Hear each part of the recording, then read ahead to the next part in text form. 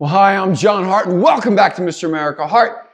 Today, I'm so glad you're here with me because we're going to talk about the craziest training routine that I've ever witnessed with my own eyeballs.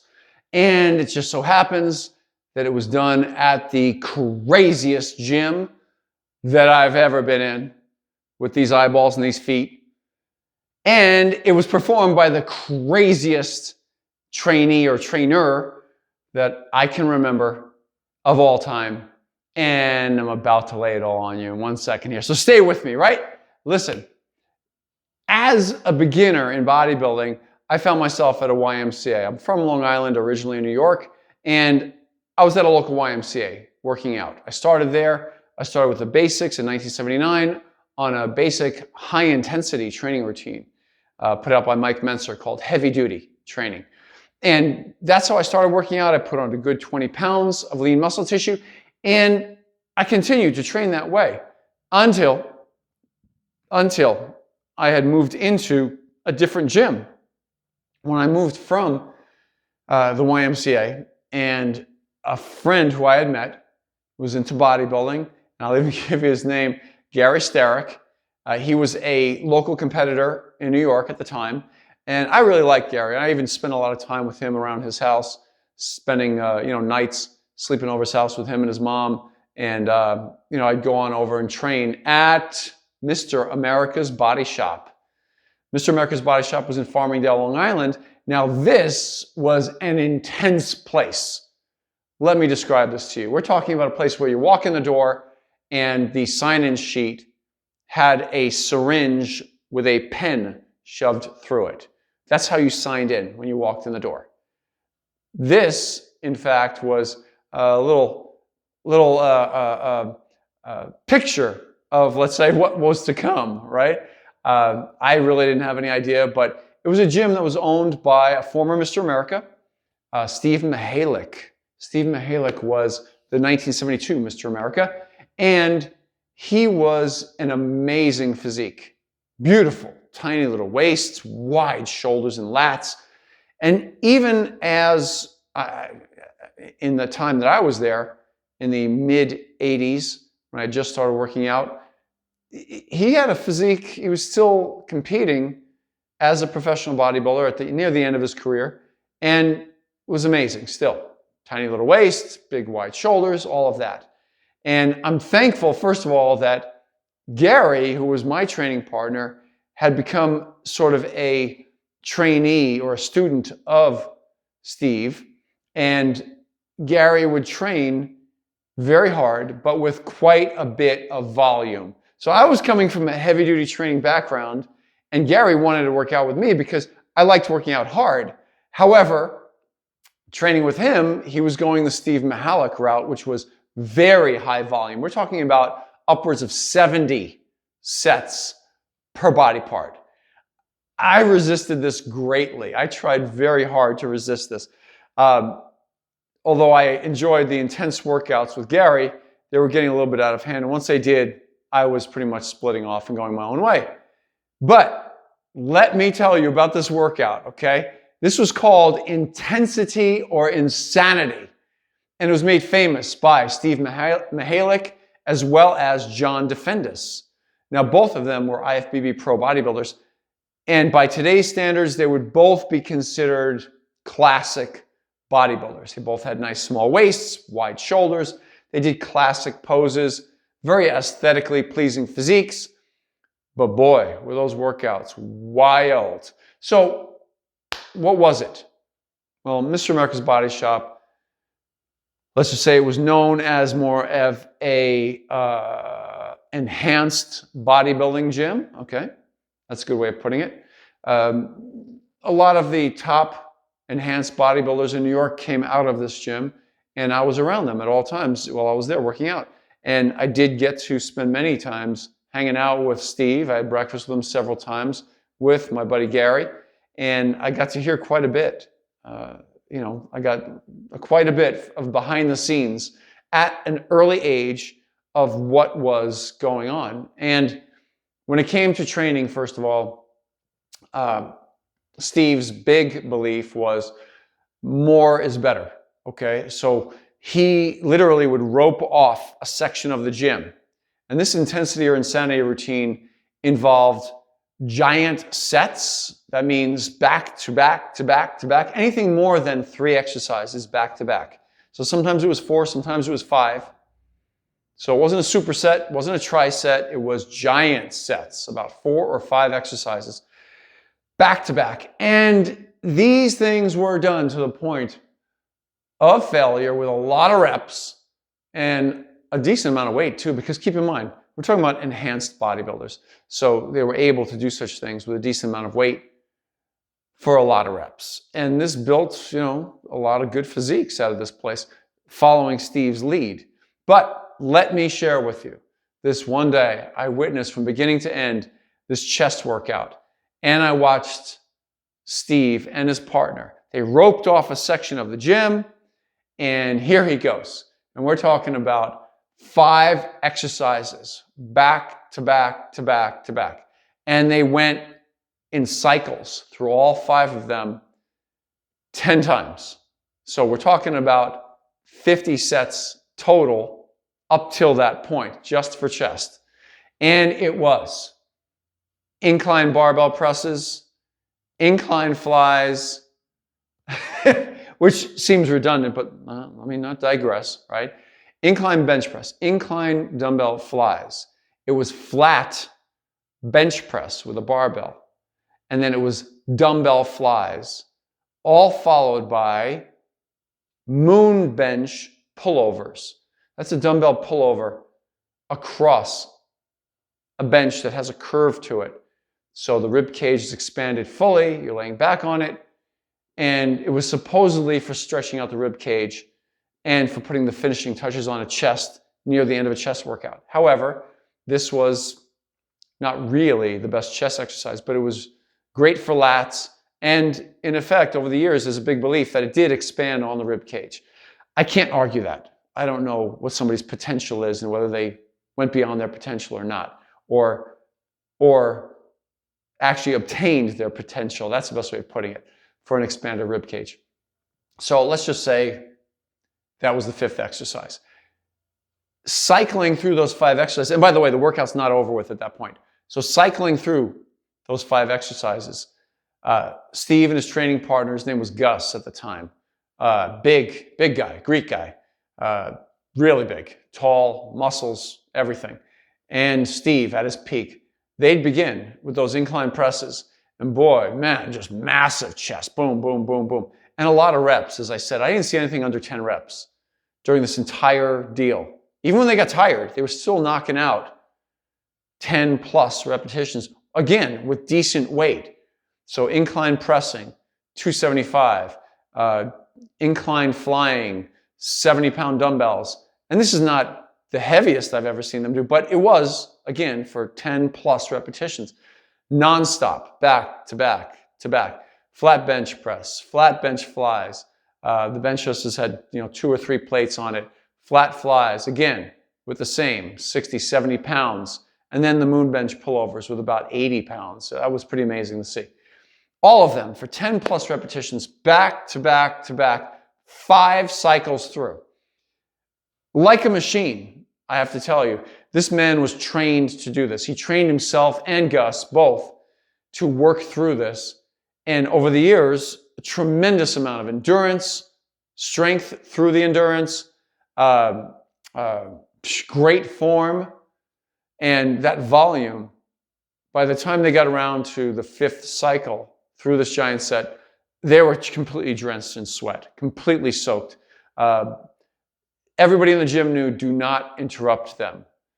As the owner of the gym, he had been known for kicking people out just for getting near that rope and trying to cross over it or trying to converse with either Gus or himself. So everybody ignored them on purpose and did their own workouts. I, as a teenager, I was like a kid in here watching this stuff. And so very intimidating, but I knew to stay away from them from a very young age. As they finished up those 5 cycles, they moved over from there into a superset of cable crossovers with cables, and that was supersetted with dips. So they go back and forth from cable crossovers to dips for another 10 sets. That's 10 times 2 exercises, 20 more sets. 50 plus 20, 70 total sets. So witnessing this with my own eyes and knowing, number one, what the human body was capable of, okay? I have to admit that it was inspirational, okay? I don't sit in judgment saying they were fools for doing it or anything like that. I can't, you know. Do I judge the actual workout itself? Well, yeah, you know, not them as individuals, but the workout, I see it as being too much. Even to this day, I can't justify why anyone would do that much volume within one workout. Divide it up any other way you want, but within one workout, it's tremendous overkill. And I don't know how they didn't end up in the hospital, you know, with various people in the past have had cases of rhabdo. You know, rhabdo is a disease it's where they have too much muscle breakdown and it overtaxes their system. They end up with blood coming out of them in various places and in the hospital, okay? Very bad. So this being the case, it was absolutely the craziest workout that I had ever seen. Crazy by definition is just overkill and just way too much, but yet so impressive to see the endurance that the human body can endure. And they weren't broken. Their bodies were not broken. As a testament to how unbroken their bodies were, I had gone back to New York after living in California for a solid 10 years. And I had gone back and visited my family. And at that point, we're talking around 1995, and I had visited a gym in Glen Cove. In Glen Cove, there was a gym called Universal Gym. And I went over there, I worked out, and when I worked out that day in that gym, there was a trainer there named Steve Mihalik, Mr. America 1972. He had no longer owned Mr. America's Body Shop. It shut down, and he was now training clients at Universal Gym. The amount of work he had them doing was scaled down slightly. He actually had a change of heart 10 years later where he was training people naturally, and he himself had taken a stance against steroid use because he had gone through several physical changes from some liver disease as well as psychological changes that he realized it's not so good, right? So he had health issues. And at that point in time, I was looking at a man who was somewhere in his mid-50s or so, and he saw me working out. And when I caught his eye, or he caught my eye, I went on over there and I introduced myself to him, or reintroduced myself, and I reminded him of how or who I was and where we knew each other from. And he looks at me and he says, how do you get, this was kind of a joke to me, he says, how do you get so thick being natural like this? I was like blown. The hair was blown off my head. Look at that, still not back yet. How do you like that? So it actually was, like I say, it just made me go, whoa, here's Mr. America asking me, Mr. America, Mr. Universe asking me about training.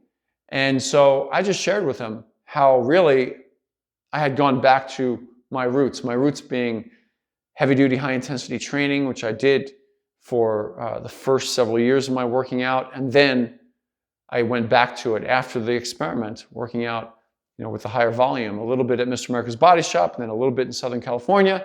And I realized it wasn't for me. And I went back to heavy-duty, high-intensity training. So when I did, I grew muscle again. And so here I was standing in front of him, well recovered, thicker than thick at the time, and really kind of maximizing my genetic potential.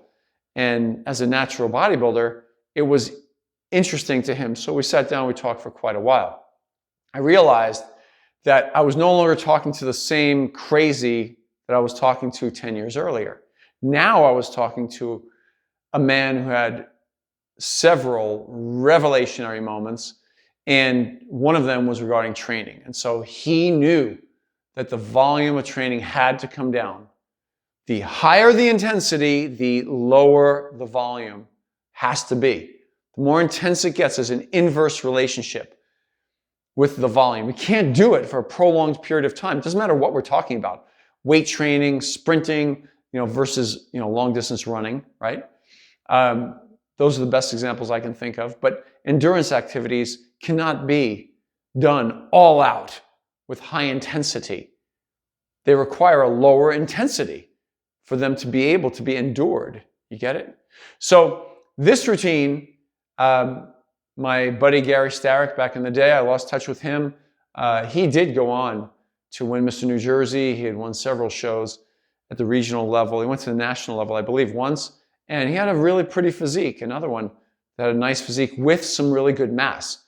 And again, just being enhanced and training in that fashion, he was able to build quite a bit. So the higher volume is tolerable when you have some assistance, but if you're natural, the answer is no. So that super high volume, I question even today, when we hear about these studies about doing things like 52 sets have been deemed as being the best for humans, training your quads 3 times a week with 52 sets or building up to that at some point, starting with 20 or 25 sets and building up to 50 or 52. It's almost impossible, let's say. It's impossible to maintain, but if someone were to tell me, and I didn't read that study in particular, but I went by what I had heard from those scientists from Renaissance periodization that were discussing it, how these subjects went from training 25 sets or 20 sets per body part on quads specifically, specializing in it and going over the course of the entire study, building up week by week, adding volume. And by the end of the study, they were up to 50, 52 sets, and they had grown. They had grown quads. So pretty impressive. Maybe if you're doing a body part specialization, I could believe that could work. But how far you go with that, man, there's such shock value with even the thought, isn't there? So that was the craziest routine I had ever witnessed. Intensity or Insanity by Steve Mihalik and John Defendis, again, amazing pro bodybuilder. He also became famous for training in the same fashion and maintained that even as an IFBB pro.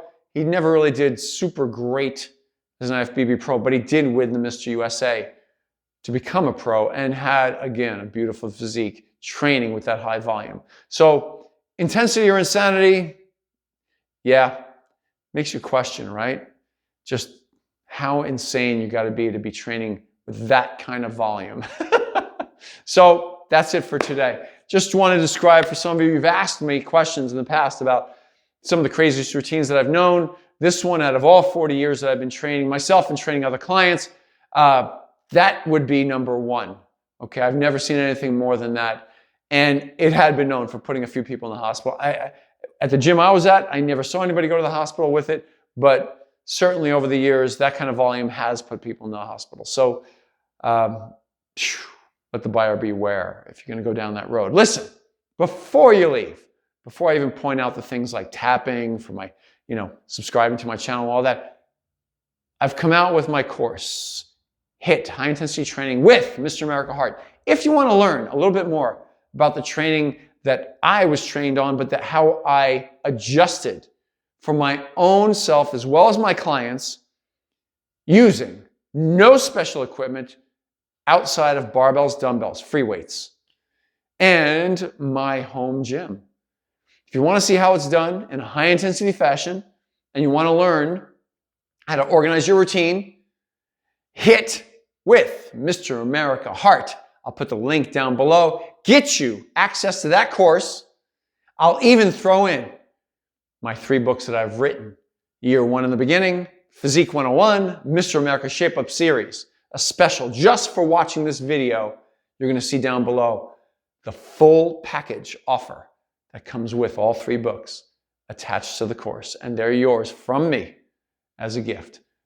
If you want just the course, you already have the books, great. You can still get the course in the second link I'll put down below. But in it, I'm showing you guys how to do it. Use high intensity techniques in a home gym.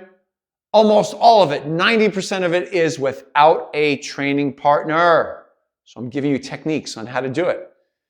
So I hope you consider getting it. Go ahead and check it out in my links down below. And now, before you leave, off to my left, you're going to see a subscribe button pop up, that disc right there. Tap it with your finger, won't you? Or tap it with the arrow on your laptop or your desktop, okay? And down below, you're going to see a thumbs up button over there, and off to your left. Please tap that thumbs up button. It lights up the YouTube algorithm, promotes my channel, and helps a lot. I really appreciate it if you do that. Thank you so much. I'll see you next time. John Hart signing off. See you next time. Bye.